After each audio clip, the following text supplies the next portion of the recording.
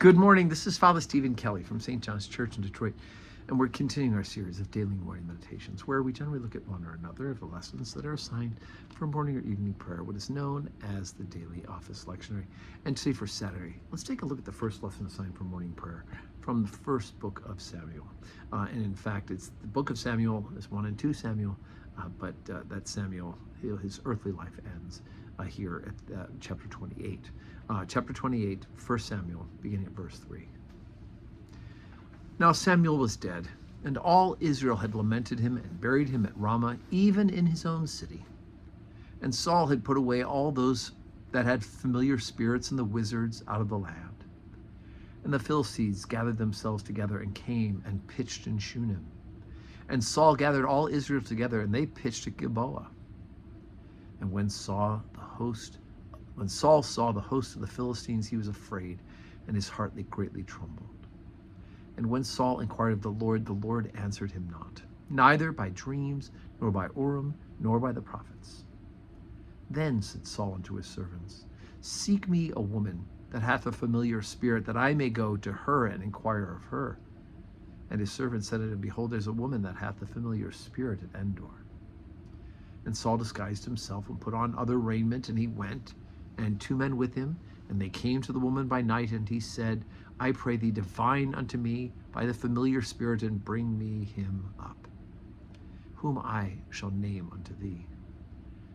The woman said unto him, Behold, thou knowest what Saul hath done, how he hath cut off those who have familiar spirits and the wizards out of the land. Wherefore layest thou a snare for my life, to cause me to die?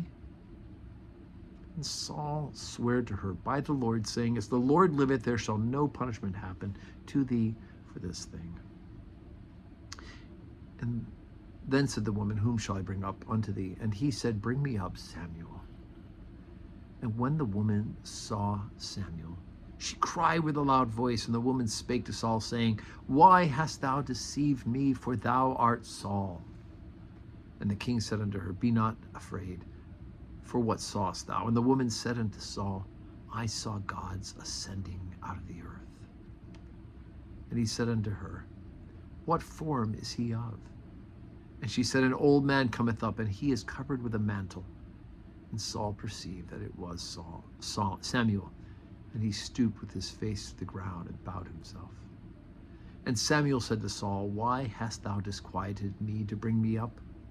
And Saul answered, I am sore distressed, for the Philistines make war against me, and God is departed from me, and answereth me no more, neither by prophets nor by dreams.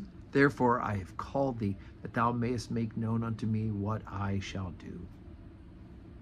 Then said Samuel, Wherefore then dost thou ask of me, seeing the Lord is departed from thee, and is become thine enemy? And the Lord hath done to him as he spake by me. For the Lord hath rent the kingdom out of thine hand, and given it to thy neighbor, even to David. Because thou obeyest not the voice of the Lord, nor executed his fierce wrath upon Amalek, therefore hath the Lord done this thing unto thee this day. Moreover, the Lord will also deliver Israel with thee into the hand of the Philistines, and tomorrow shalt thou and thy sons be with me. The Lord also shall deliver the host of Israel to the hand of the Philistines. So here's Saul doing something that's expressly forbidden, right? To go to a soothsayer, to go to a witch, who then divines up the spirit of Samuel.